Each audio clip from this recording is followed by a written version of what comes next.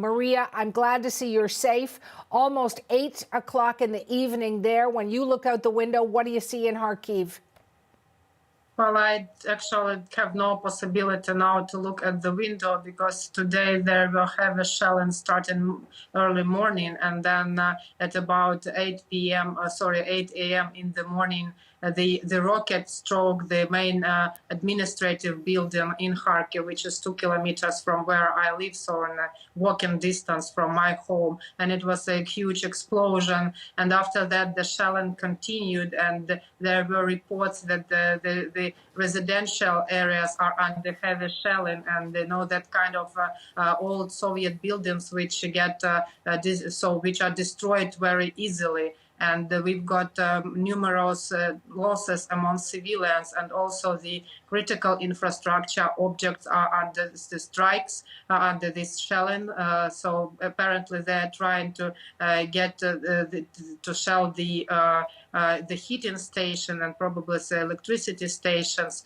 And so I had to move actually to the corridor where there are no windows, because if the rocket or shell gets into the building, then probably inside it will be safer.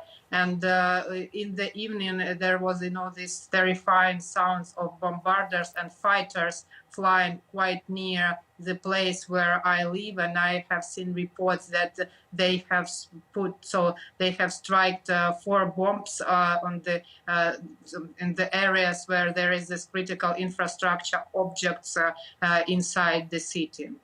Maria, everybody has uneasy nights sleeping, yours particularly so. Where are you sleeping? How well are you sleeping?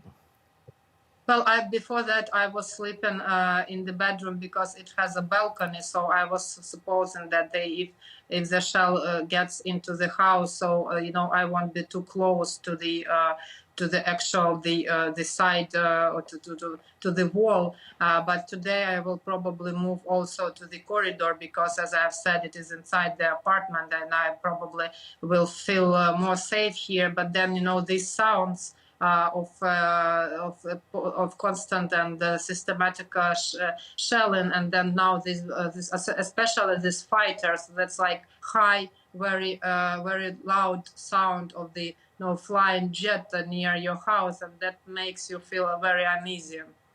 How about your neighbors and friends? How uneasy are they feeling? How are you helping each other? Well, I have seen neighbors yesterday, because today I was staying all the day inside, or didn't manage to go out because the shelling was continuing all the day, and so you don't want to go outside to be on the plain space where there's no shelter. So we yesterday spoke with my neighbors, and there is a family with children that stayed here in Kharkiv. So they are basically sleeping in the basement and spend most of the time there. And but people didn't before it actually. So before today, they were not going to leave the city because it's where our homes are and that's where we belong. But now, when you see that actually what Putin is doing is he trying to. So he's taken the population in Kharkiv, which is a 1.5 million city, like hostages, because people are not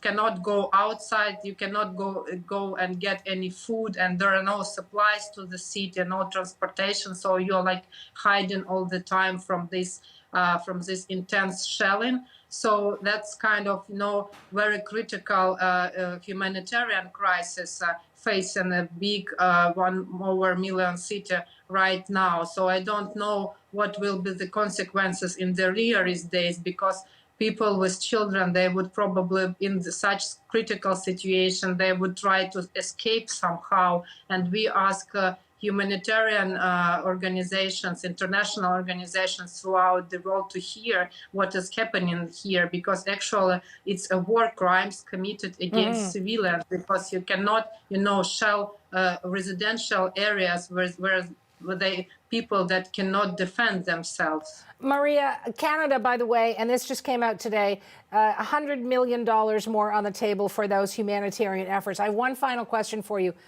with all of this happening, are you thinking about leaving? Well, not of now. So until there is some possibility to live here, I'm staying here. But what might happen is that there will be no heating, no electricity. That kind of crisis when you just cannot stay when inside because it is cold and it is still winter here.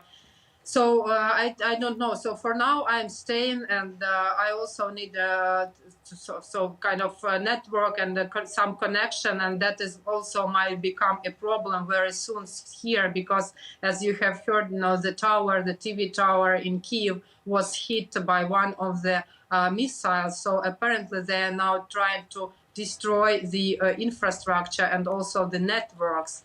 Yeah. So Putin is going in total war. And also I would like to thank all people of Canada and Canadian government for the support of Ukraine. We appreciate that a lot. And we know that the West and the Canada and all other partners are doing their best to help Ukraine. Thank you so much.